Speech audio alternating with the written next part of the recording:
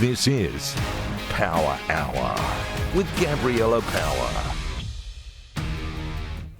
Hello and welcome to Power Hour. I'm your host, Gabriella Power. Coming up on the show, why Harry Potter author J.K. Rowling is not backing down in her fight for women's rights. In her latest attack against Scotland's First Minister, she takes aim at how he's letting women down with his country's new misogyny laws. We'll have the latest on the crisis in the Middle East as Israel Prime Minister meets with his war cabinet as the country weighs up how to respond to Iran's attack. In the US, independent candidate for President RFK is calling for Democrats to withdraw from the race if they truly want to beat Donald Trump. Does he have a point? We'll look at the royal news as the Duchess of Sussex shares a glimpse of her new lifestyle brand.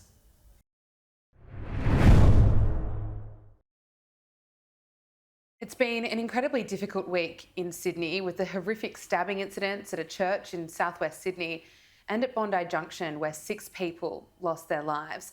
Joining us in the studio is Amanda Rose, Small Business Women Australia CEO. Now, this is probably one of the most heartbreaking stories that we've had to cover, just being so close to home. Yes. But I suppose the silver lining in this is we really see people band together. We see people reach out to one another.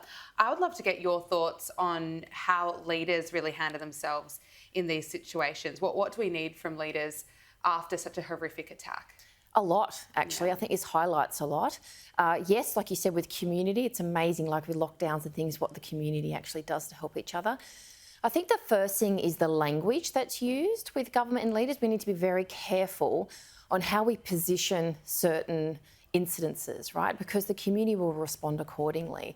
So, for example, in southwest Sydney, instantly calling it a terrorist attack straight away puts everyone on high alert. It's actually an attack on Christians. It was actually an anti-Christ attack, because if it happened, at a synagogue or a mosque, it'd be anti-Semitism or Islamophobia. So first things first, that's what it was. But if it is further than that, communicate with the people. The people are the ones impacted. Like in Bondi with what happened, straight away advocates coming out saying there's not enough mental health support, right? And maybe it wouldn't have got to this. So we need leaders to actually make decisive action, but not rhetoric, not take advantage of the situation to get across legislation that they want, but actually listen to the community, which have been saying for a very long time, we have issues with our mental health system. What is going on? So don't make it as a divisive tool, right? Bring people together by saying we've got solutions because we're listening to you, not we're going to do what we think's best, whether it works or not. Well said. And going forward, how do they communicate? Because right now, people are naturally on edge. They're worried. They've just seen these horrific attacks, 2 in the space of a week. That's right. How do leaders continue to give people confidence and hope that this maybe won't happen again, or they'll be better prepared for it? Well, I know an ongoing factor from all research done when it comes to safety, and a lot of the safety research out there, is police presence. Makes people feel safe. So having that police presence, like you would in New York, in Manhattan, it's right, every corner there's a policeman, right? That would help people. But also, like if mental health's an issue here, then actually deal with that and talk about it. Are there, radical change that needs to happen? When it comes to, they talk about terrorism, that word is thrown around so easily, and it instantly puts people in fear, but also divides communities. Let's not divide communities here, right? Let's bring them together and say, was it? And if it was, communicate that, and what are we doing to change it? And that's what we need. We need communities to come together. We need people to support one another. Let's talk about the US election. Last week, I made you watch a clip of President Joe Biden. I won't put you through that again.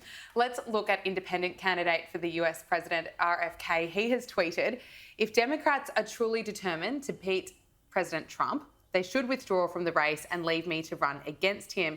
Here's what will happen, according to a TMZ poll of 56,000 Americans. And that poll found that 36% voted for Donald Trump and 64% wanted RFK. Has he got a point? He does. And what's really interesting is that the media refuses to cover this, mind you. But remember when Trump was running and everyone said, this is ridiculous, he doesn't have a chance, it's never going to happen? well, it happened, right? So I think ignoring the people, which seems to be a theme globally, that we're ignoring the community's wishes. And the reason why people actually want RFK is because he isn't in it to be a politician. Yeah. He has always been an advocate for the people, right? Whether you agree with everything that he stands for or not, he has come out as an independent. And look, we know in Australia, independents have picked up. So everywhere else, people are looking for that third option. And the two major parties don't like that. And he's also got a brilliant running mate, Nicole Shanahan. What impact do you think she will have? Interesting. So her story is quite, well, not unique really, but what I think a lot of people don't like, she actually came from immigrant family, single mum, came from a single mum, raised by a single mum. She's a self-made millionaire, right? That is triggered a lot of people and she's ambitious. And look, again, you might not agree with everything she stands for, but do you agree with everything that any president and vice president stands for? Like, let's face it, usually it's 90% you don't agree, right?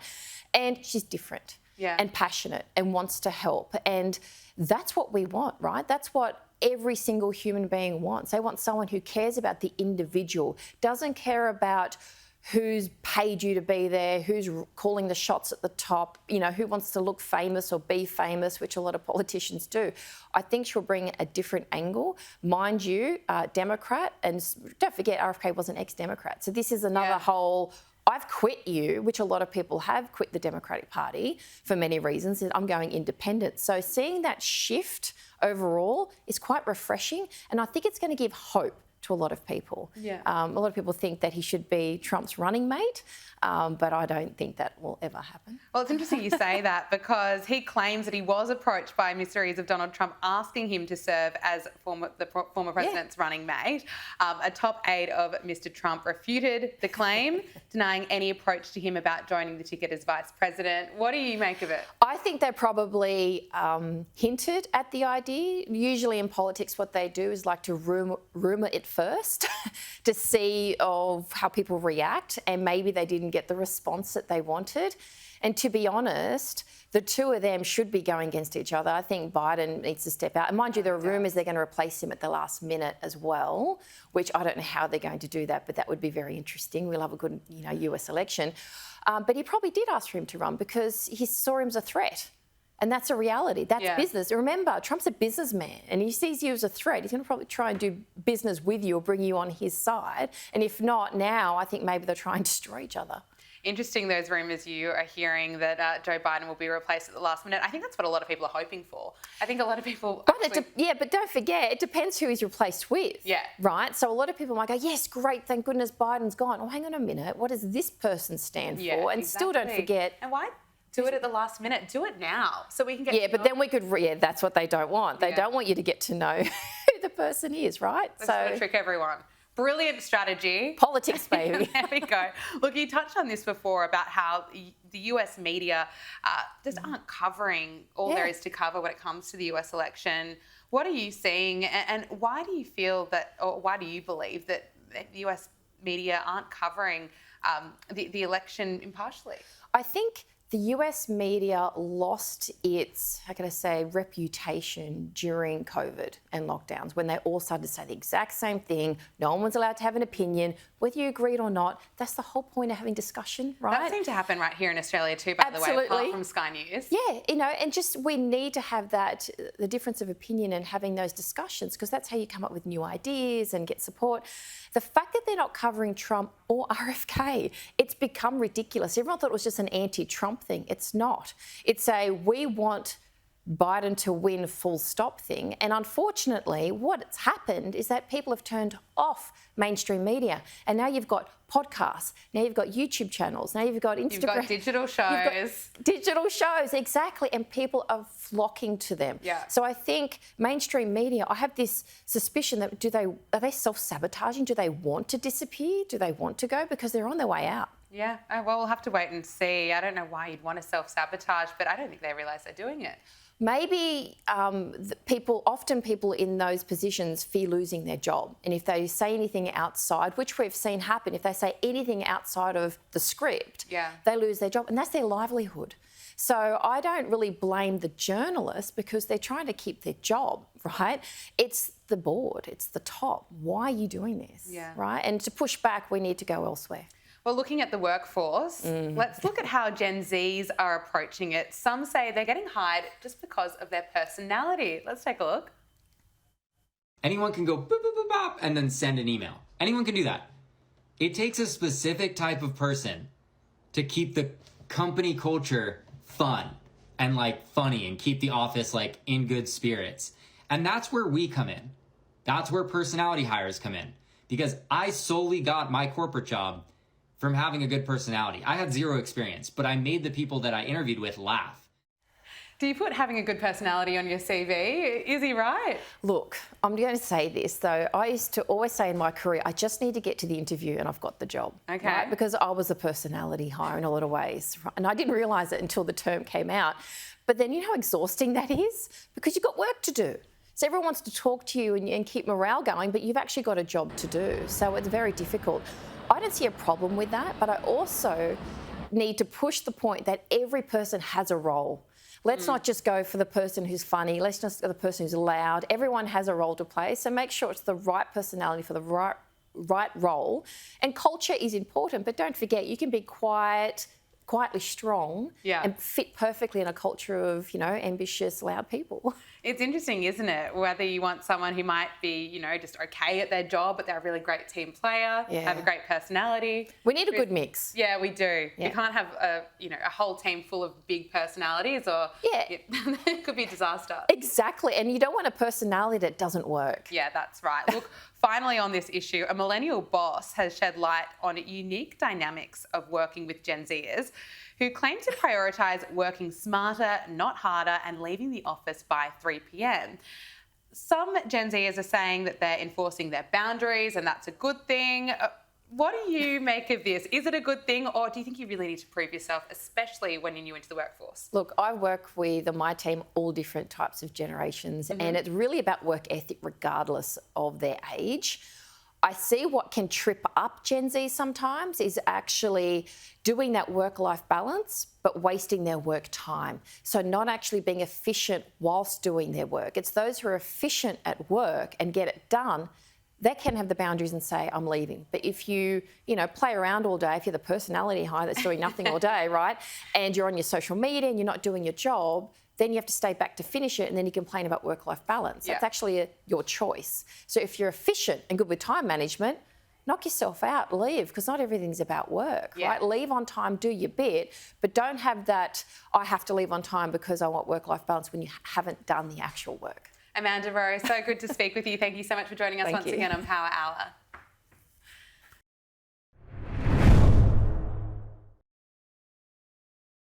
Sweden's parliament has passed a law lowering the minimum age to legally change gender from 18 to 16, making it easier to get access to surgical interventions. Now, the law passed with 234 votes in favour and 94 votes against in Sweden's parliament. Well, let's cross to Europe now, and joining us is GB News presenter Darren Grimes, who's in England for us. Darren, thank you so much for joining us on Power Hour. I really want to get your thoughts on this issue because, in my opinion, I want every person on this planet to have equal rights, have access to the surgeries that they need. But 16, right here in Australia, you can't drive a car by yourself, you can't go out and buy alcohol. But if you're in Sweden, you're considered old enough to change your gender. I just worry it's too young. Darren, what's your take? Absolutely. I think you're absolutely spot on there. Look, I think it's extraordinary that the public polling in Sweden shows that the population have a better grasp of common sense than the political class. This new change says actually that the diagnosis, this new law even says that the diagnosis of gender dysphoria, where a person might experience distress as a result of a mismatch between their biological sex and the gender they identify as, that won't actually be required any longer. So actually, you'll be able to walk in as a 16-year-old, Gabriella, and you'll be able to say, look, I'm 16, I know what I want. I mean, how many of us at 16 knew what we wanted? I had a tattoo when I was 16, Gabriella, right? And I spent a lot of my disposable income 10 years after being 16 having it removed. I was able to actually have those tattoos removed. How many kids will be able to reverse the surgical and medicinal intervention that they're able to access without the need of a formal diagnosis of gender dysphoria now. This is radical in the extreme. I just want to be able to say that we let kids grapple with the turmoil and tumult of puberty and growing up without actually allowing them to make these, I think, what could be quite catastrophic and what have been, in many cases, landmark cases that we've had in this country.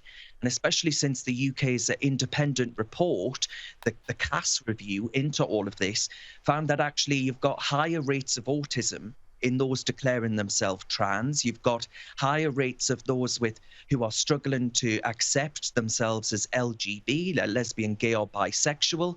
So in some cases, we're actually saying that you transition in order to get over being gay or with a significant autistic diagnosis. So we're transing away struggling gay and autistic children. I don't know about you. I believe in equality too, but I don't think this spells progress to me. Yeah, I think it's very concerning. 16 is far too young, I should say, and it's just these are adult decisions. To have the age lowered from 18 to 16, I just think is going backwards, and I'm quite concerned that it could be a slippery slope. Moving on, because there's so much to get through and so much is happening in Europe, a Conservative conference in Brussels has resumed after a court overturned the local mayor's order to shut it down. On Tuesday, Brussels police stormed the National Conservatism Conference to close down the event just as Nigel Farage took the stage. The Mayor of Brussels justified the order to ban the conference to guarantee public safety, adding, though, the far right is not welcome. Darren, so much to get through on this topic, but first of all, your reaction to the shutdown. It's absolutely extraordinary. You know, Brussels is clearly no longer a zone for free thought. It's actually Amir Kerr, the mayor in Brussels, had the audacity to actually send the police in to shut down the National Conservatives Conference.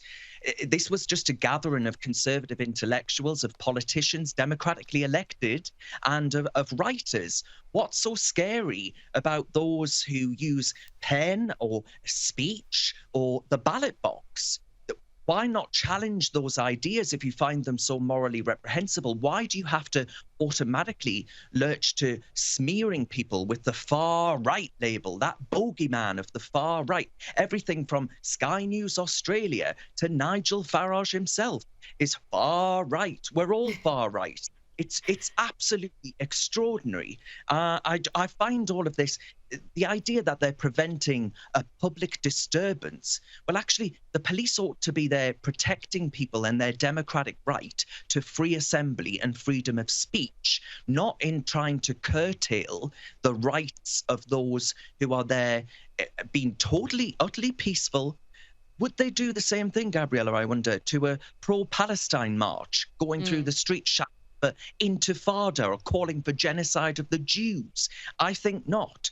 I think they've got their priorities all wrong. And it just shows how these jumped up left-wing goons think that they're the arbiters of acceptable parameters of speech and debate in a democracy.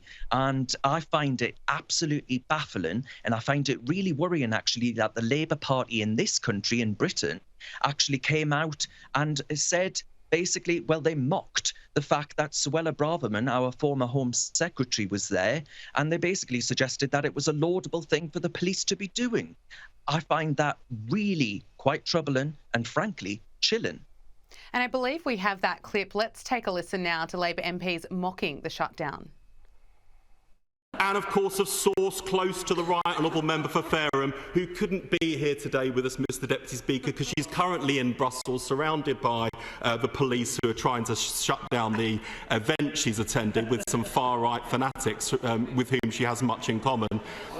She said that she is not a fan of the bill. Well, now she knows how the rest of us feel about the right honourable member. Darren, you touched on this, but just expand as to why this concerns you. Look, I mean, they're dismissing Suella Braverman, was a former Home Secretary, rather, as far right, and gathering with the far right. and laughing about the fact that the police were there to cramp down on her right to express herself alongside Nigel Farage and Viktor Orban, who, of course, continues to win outright majorities in Hungary. It's just, he seems to be reveling in this shutdown, in giving us a chilling preview of what a Labour government might look like here in, if the polls are to be believed, wielding police power to actually silent voices of dissent, those that disagree with you. I think that's a sobering reminder of the looming threats to our speech and to our liberties over the next 5 years. And I'm so sick and tired of believing in border controls, of believing in biological sex, of believing that actually we've got a problem with rampant Islamists in our country. All of these things will see me dismissed and derided as being far right because they are lazy. They do not want to challenge the ideas because they know the court of public opinion simply isn't with them. So it's so much easier to just dismiss people and besmirch their name via this label. I find that frankly absurd. And as I say, I think it has a real chilling effect on speech and debate on so many issues. They're cancel culture vultures, Gabriella. That's what they are. Very well said. And speaking of free speech, we've been speaking about the brilliant J.K. Rowling on this program, who's called out some of the horrific trolling that she's been subjected to on X as she's been standing up for women's rights. And we've heard from former UK Prime Minister Boris Johnson, who has called her a modern saint. Take a listen. J.K. Rowling being demonized when she's probably done more to encourage young people to read around the world than any other person I can think of. I mean, she's a modern saint. And by the way, what's so crazy is what she says about gender is, of course, what 95% of the population secretly think. Darren, how important is it that we have prominent voices speak up for J.K. Rowling and speak up for this issue? Oh, very important. And we need more. We need more people to find their minerals. We do. You know, we need to be more Australian on this issue, dare I say, right? Assumption and say it as it is. Just this week, the actress Dawn French, she actually said that in the context of J.K. Rowling, cancel culture has forced people into corners and turned many people into complete and utter cowards. And I couldn't agree with her and Boris Johnson more. I think the creed of the moment is supposed to be inclusivity and celebrating difference. But actually, it seems to be not if that happens to be a difference or of opinion or a diversity of thought. I think actually we need to speak out about this woke intolerance, because these people say things like they're only intolerant of intolerance without actually realizing how stupid a statement and contradictory that is. I think it's actually a tragic irony that the woman who created fantasy through Harry Potter is one of the few celebrities and multimillionaires, gazillionaires that actually understand reality, right? A fantasy writer that gets reality, unlike the political and media class.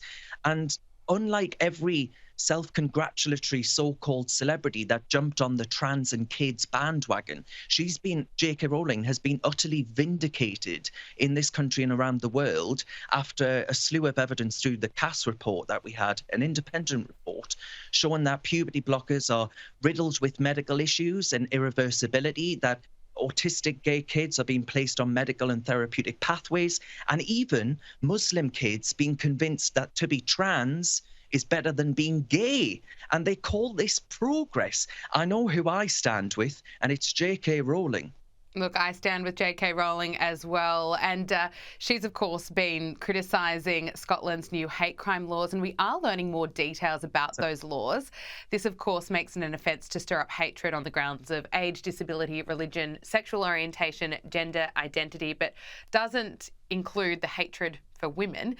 It's been revealed that taxpayer funds totalling nearly £400,000 were allocated for promoting these new laws. Now, the controversial campaign emphasised words could hurt feelings and encouraged people to report instances of hate to the police. Now, unsurprisingly, police in Scotland received 7,000 complaints in the first week of these new hate crime laws, but less than 4% turned out to be actual crimes. Darren, it's a lot of money. I want to get your thoughts, firstly, on the laws, but also, is it going to be a waste of time and a waste of money? Oh, my word, you better believe. Yes, absolutely. I mean, I already have deep reservations about the whole panoply of hate crime legislation. I think it's a way of making vexatious complaints about those that you disagree with politically. A good example would be in my part of the world, you know, we refer to people as pet.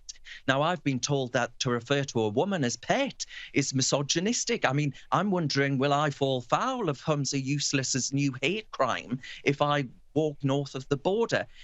The bizarre thing as well is that it actually protects men dressed as women who make threats to actual biological women, right? You couldn't make that up. It is protecting violent men who are making threats to women who want to protect their own spaces and argue in all of those areas. We really are in clown territory, and Scotland is very much leading the charge. Honestly, viewers would be mistaken for thinking that Scotland had no issues to be getting on with, that it must be this Valhalla. But actually, it has significant drug issues, it has healthcare issues, education issues. The list goes on and on. But it's easier for someone like Humza Useless to paint himself as the guardian of whackery and wokery than it actually is of political delivery and of political service. And I dread to think actually what the actual sum is that's been extracted from the public purse in pursuit of all of this, because let's not forget, it's not just advertising campaigns, it's the volume, as you rightly said, of vexatious reporting that needs to be investigated by the police. And we record in this country the Orwellian non-crime hate incident. Now, I doubt I'm alone in believing that actually it's a damn disgrace that the police are involving themselves in anything that isn't an actual crime. This is criminalizing speech that isn't inciting violence, that isn't any form of terrorist activity or whatever else. We're really entering into dark territory throughout Europe. And unless we pull back soon, I fear that there's going to be a lot of people, innocent people, dragged into this. J.K. Rowling is rich enough and big enough to defend herself. It's going to be the average Joe and Josephine that gets dragged in to this quagmire of ridiculous censoriousness. Well, J.K. Rowling's not backing down of her criticism of Scotland's First Minister. He's revealed that transgender women will be protected under the new misogyny laws. Now, the Harry Potter author has called him out. She said, once again, Humza Yusuf makes his absolute contempt for women and their rights clear. Women were excluded from his nonsensical hate crime law. Now he introduces a misogyny law designed to also protect men. Darren, she hits a nail on the head again, doesn't she? Yeah, she absolutely does. Yeah, it's perverse, frankly, that actually we should be prioritising police resources on defending the rights of those who, and I'm sure actually you've witnessed it yourself on social media. It doesn't take much trawling through to see actually the most awful, vile abuse from people who, there are political candidates in Scotland that have been stood down from political parties, trans people that is, who have said the most horrible things online about J.K. Rowling and others and been suspended for it. I worry that the culture that's been perpetuated here is one that says that actually women's rights come second now, that actually the pursuit of so-called equality is leading to a hierarchy of victimhood in which trans is the new creme de la creme, the pièce de résistance that we all have to actually watch out for. When actually, I put it to you that when we have the likes of when the self-identification laws went through in Scotland originally, we had a man called Adam Graham, who went by the name of Isla Bryson, who was in prison. Now, he went into a female prison, saying that his name was now Isla. He was a double rapist, Gabriella. This is the perverse incentive. We are enabling some of society's most awful people through this legislation in the name of so-called progress and so-called kindness. I don't think there's anything kind about rolling back women's rights and protections.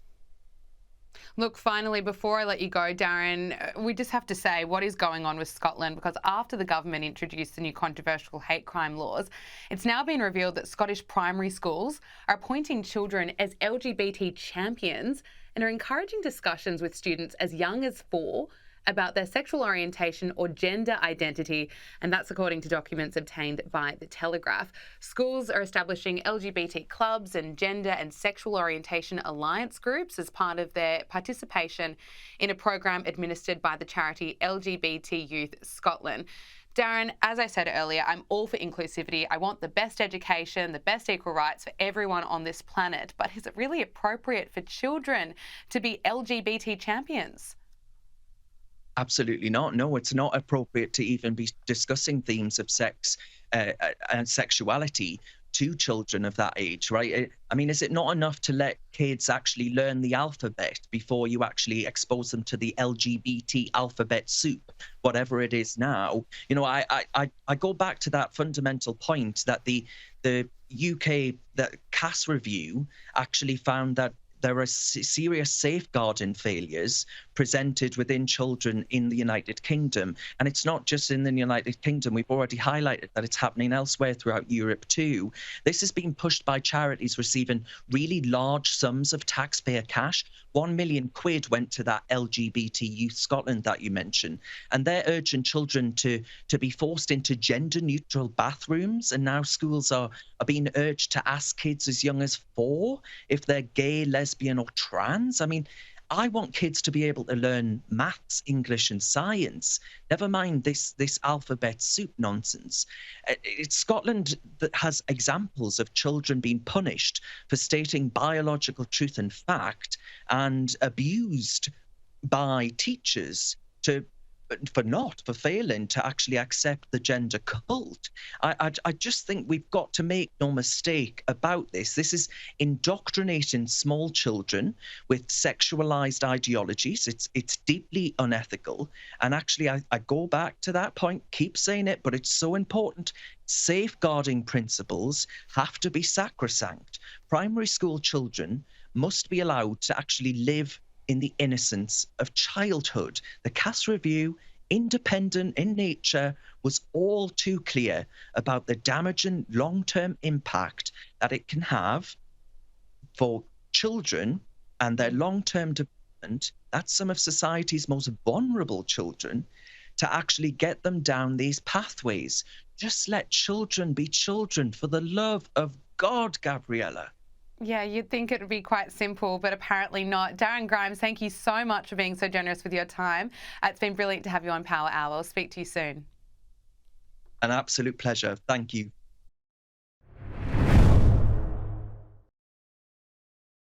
Prince Harry's legal battle to have his police protection reinstated when he visits the UK has hit another roadblock after a High Court dismissed the Duke of Sussex's latest appeal. Riley Sullivan is a reporter here at skynews.com.au and he is across the latest headlines from the royal family for us. Riley, great to speak with you again here on Power Hour. Look, let's talk about this legal battle. Prince Harry has faced another setback in this legal fight with the British government after the High Court rejected the Duke's latest appeal. Can you tell us a bit about why Harry's suing the British Home Office and also what the judges had to say? Well, it's been a big week for Harry's legal battle. I mean, this case has now been going on for 4 years, which is a very long time, millions of pounds in legal bills for both the Duke of Sussex and the British government.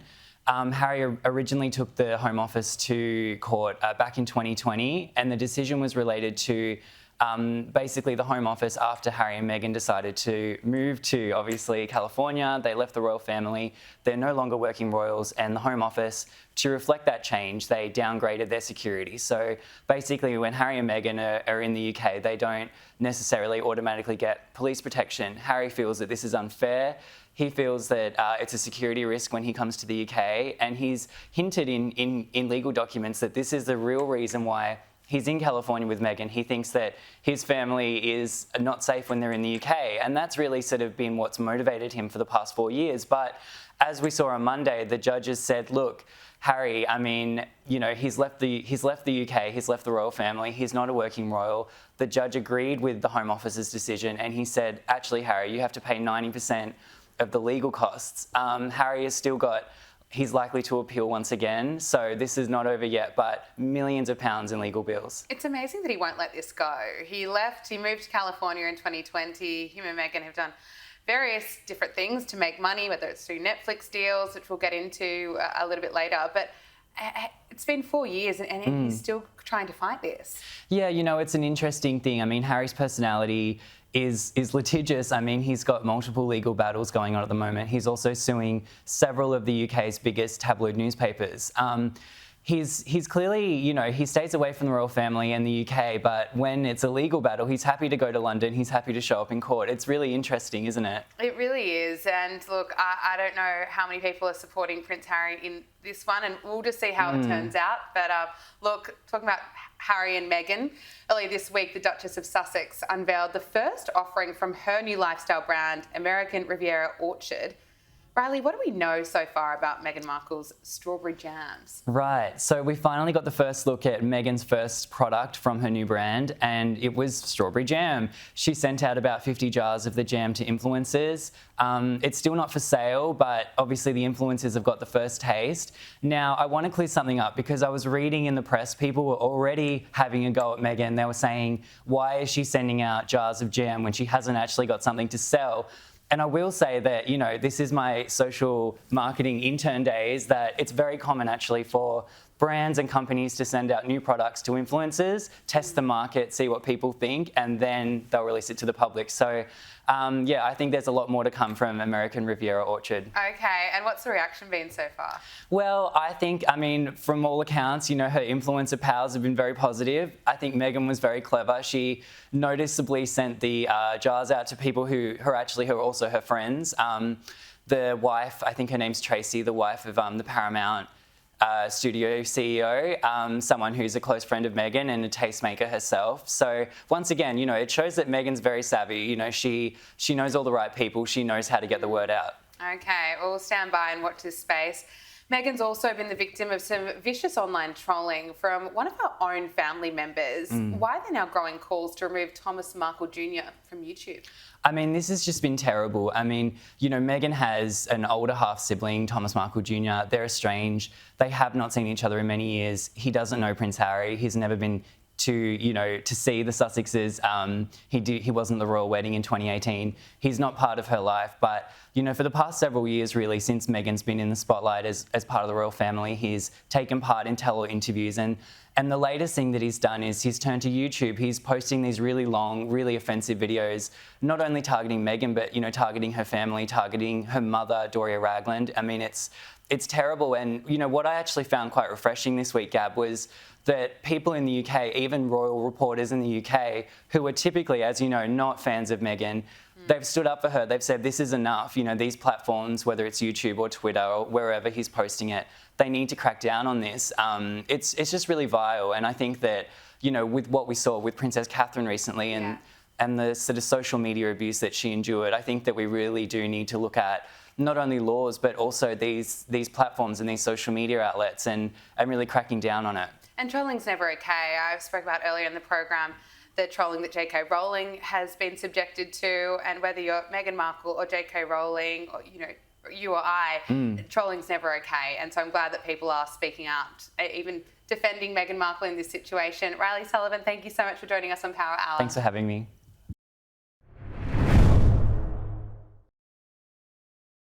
The US will impose new sanctions targeting Iran after its unprecedented aerial attack on Israel earlier this week.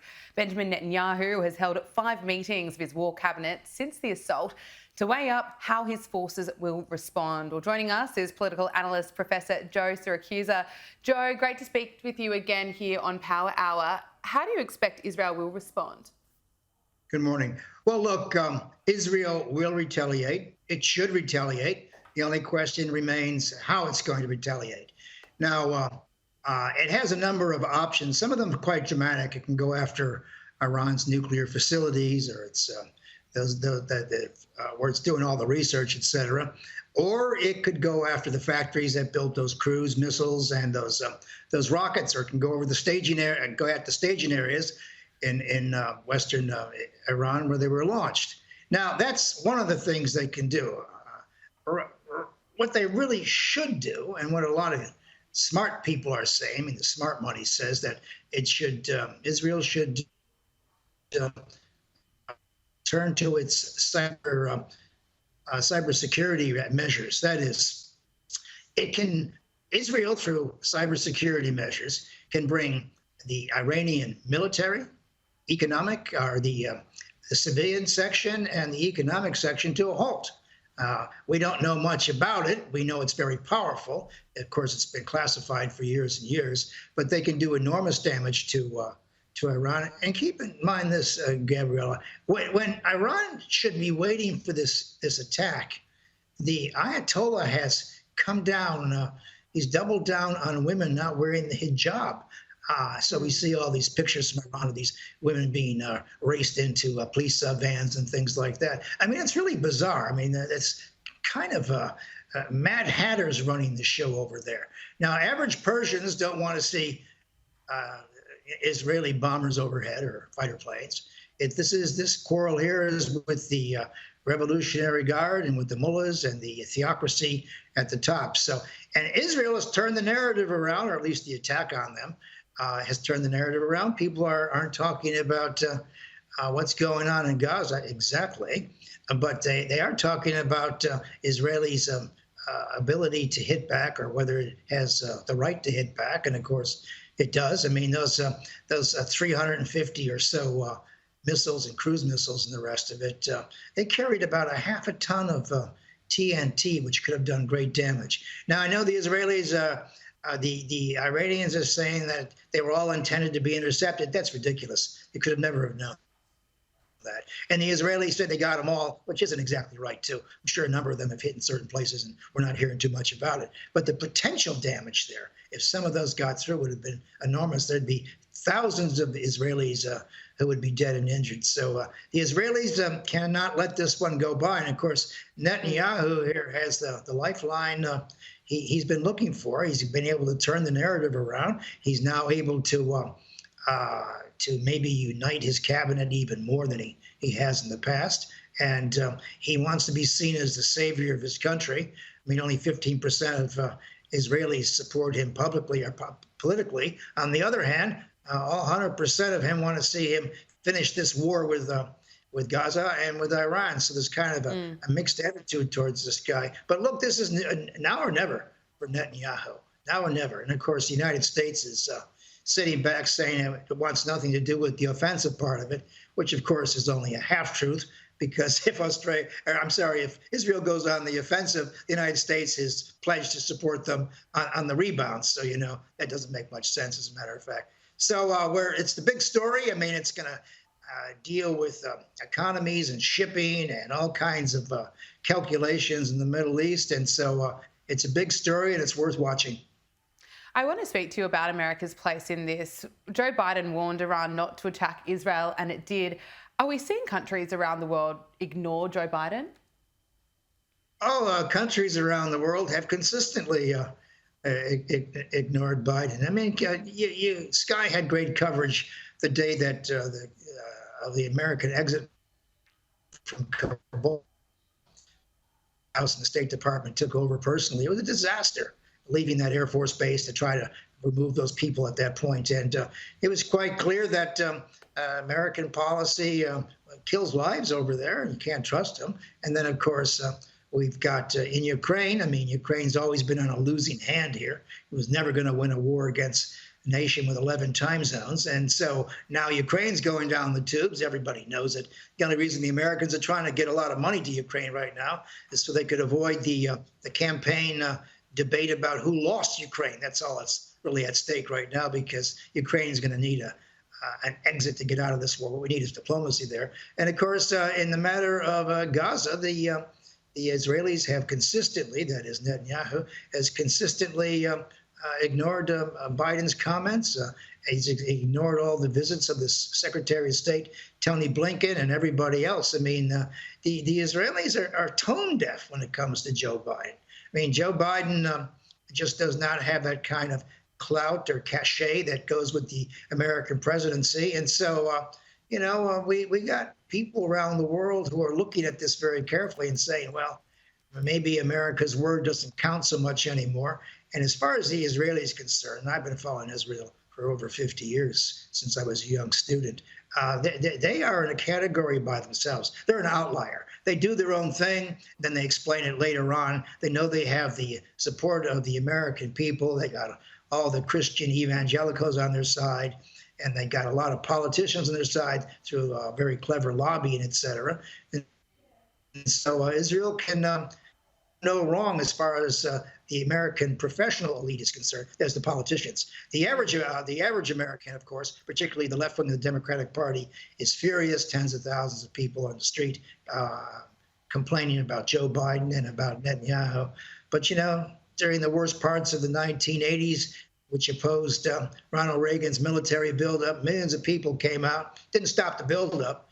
It just let off a lot of steam. But I'll tell you what, these people in the Democratic Party who are now taking a very dim view of Joe Biden for his failure to bring Netanyahu into line will make him pay for this in the November election, because there is nothing that Biden can do right now to correct, to right the wrong. As far as they're concerned, he is responsible for the death of tens of thousands of women and children and probably 100,000 casualties. So they ain't going to let him off the hook.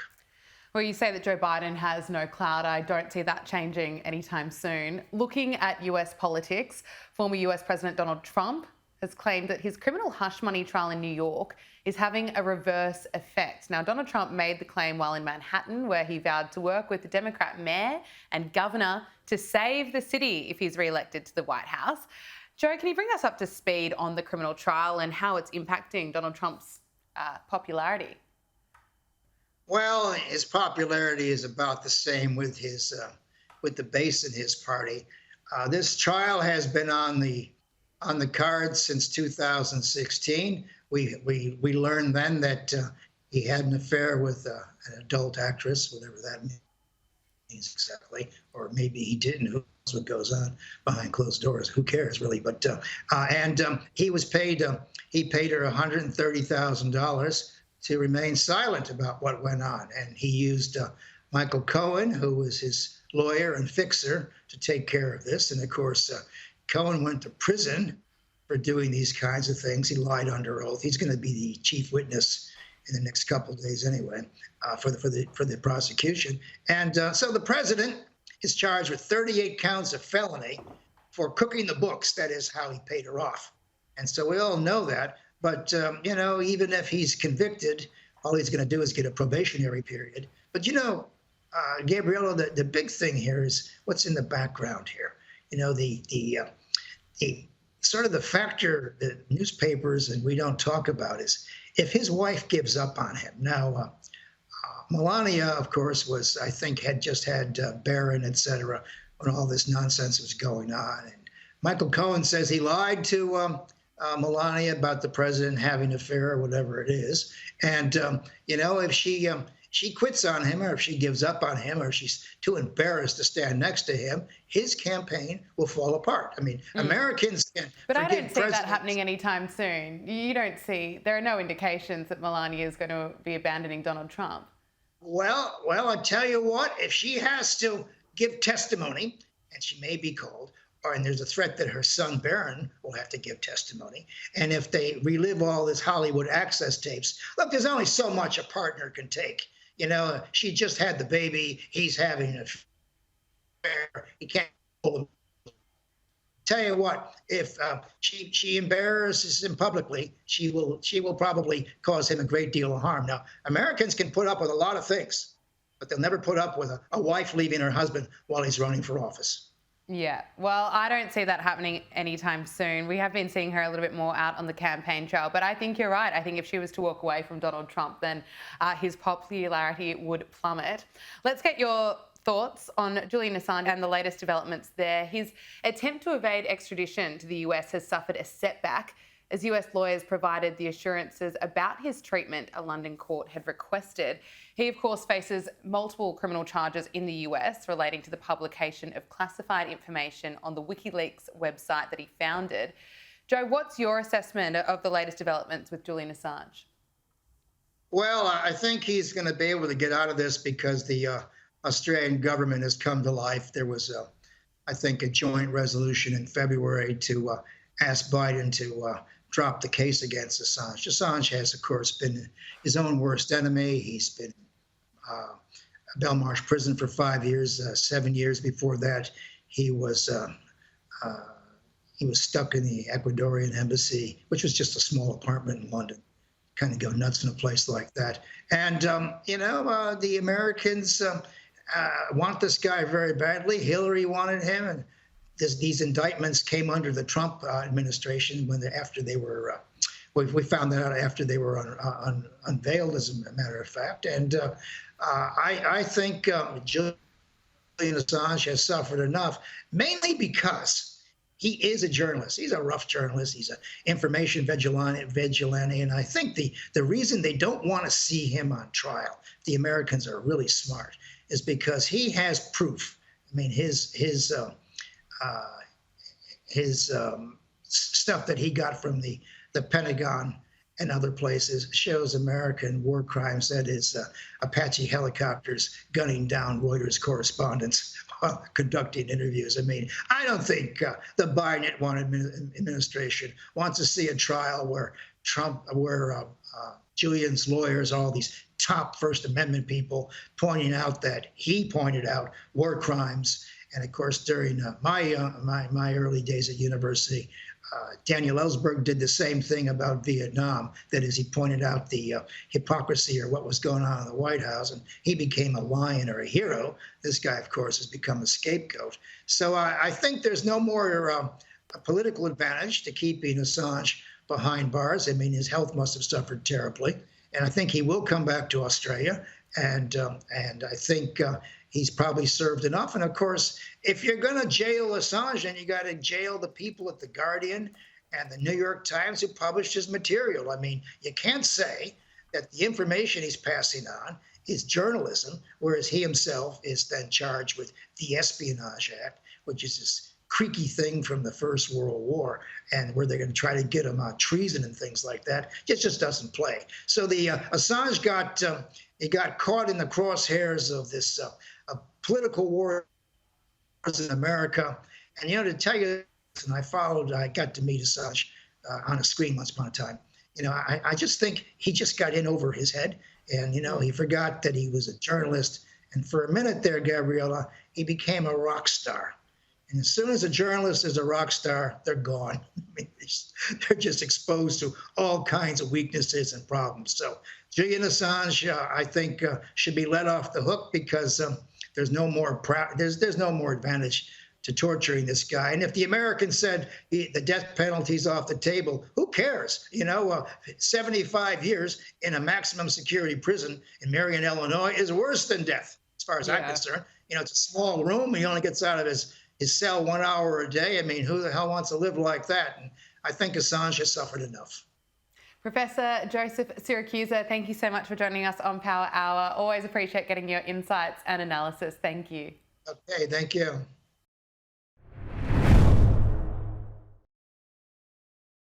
The Duchess of Sussex has teased a first look at her new business venture on social media, sharing images of a jar of strawberry jam. Well, joining us is royal commentator Cara Kennedy. Cara, thank you for joining us on Power Hour. Just what we've been waiting for, strawberry jam. How's it being received? Well, finally, she's officially started the PR for the long-awaited brand American Riviera Orchid, the most ridiculously named brand, which she launched last month. And we've seen a few friends of hers posting pictures of a branded jar of strawberry jam, which is, like you said, what the world needs. When you go to the website, you have to sign up for a wait list, so it isn't available yet. But obviously, it's received in the same way that everything that Meghan launches is received. A mixture of huge support from the pro-Meghan parade and then just absolute eye rolls from everybody else.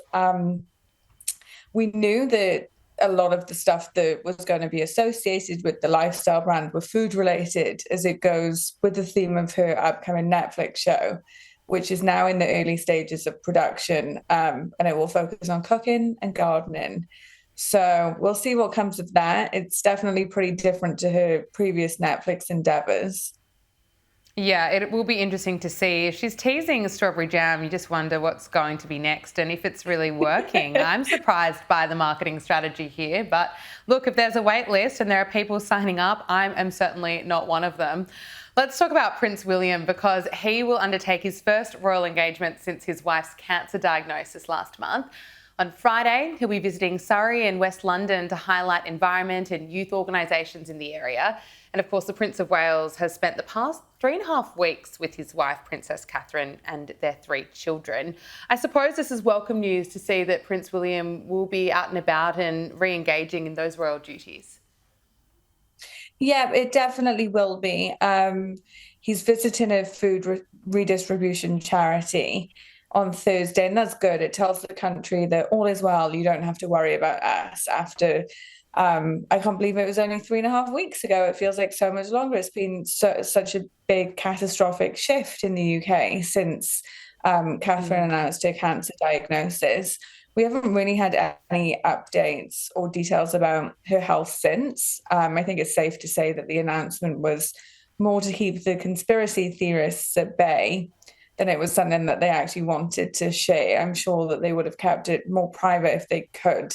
But yeah, William's back, and that's good. Seems as the royal family has been quite slim right now because of illnesses and other issues that have been going on. So I'm sure the rest of the family will welcome him back. Is there any indication as to when Princess Catherine will return to royal duties? I don't think so. I mean, I think that the kind of big dramatic video announcement was to say to people, look, if I'm not seen right now, if I'm not in the public eye, this is why, because there was so much questioning and so much chaos when she was cancelling with engagements that I think that was just to say, look, I'm going to announce when I'm ready. And we haven't heard when that will be yet. Yeah, and understandably so. Of course, the world wants her to get better, and that is the most important thing, and we're happy to wait as long as we can until she's in full health and back out with engaging in those public engagements.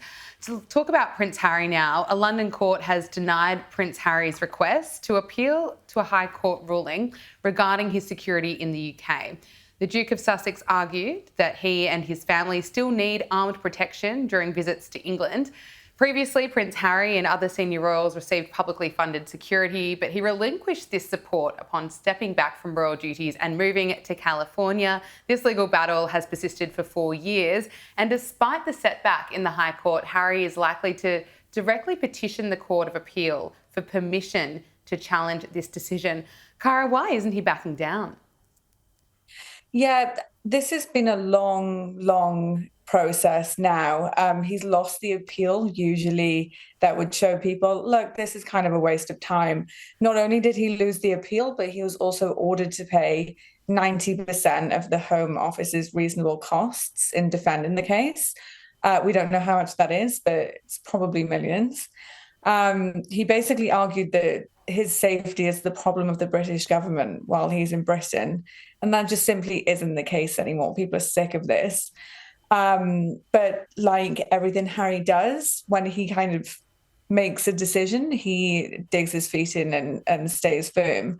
So yeah, like you said, this probably won't be his first appeal or attempt to change the court's mind. But I think that this is a losing battle, and he's probably just going to lose a lot of money in the process. Well, speaking of losing money, Prince Harry may be forced to settle court claims against the Sun because of impossible legal costs. The Duke of Sussex may face pressure to resolve his High Court claim against the Sun's publisher due to impossible legal costs. That's according to his barrister. Cara Kennedy, how is this going to turn out? Well, yeah, this was a huge story today because actor Hugh Grant settled his case against the same publisher that Harry is fighting due to the risk of a £10 million legal bill if his case went to trial. this is bad for Harry because Hugh Grant has really spearheaded this movement against those particular journalists at those publications in that decade. So that definitely doesn't look good for Harry. Over the past few years, different people have settled. All of them allege that they were targeted by journalists and private investigators. But different celebrities have settled basically for the same reason that Hugh Grant did today. So there was Sienna Miller, Paul Gascoigne, one of the Spice Girls. So yeah, it looks like Harry will be the next one to probably have to back down. But like we saw with the Home Office case, Harry doesn't back down. So it might be that Prince Harry is the one to take this all the way and to risk millions and millions of pounds in legal costs along the way. So we'll see. We'll have to wait and see. Royal commentator Cara Kennedy, thank you so much for coming on the show. Thank you.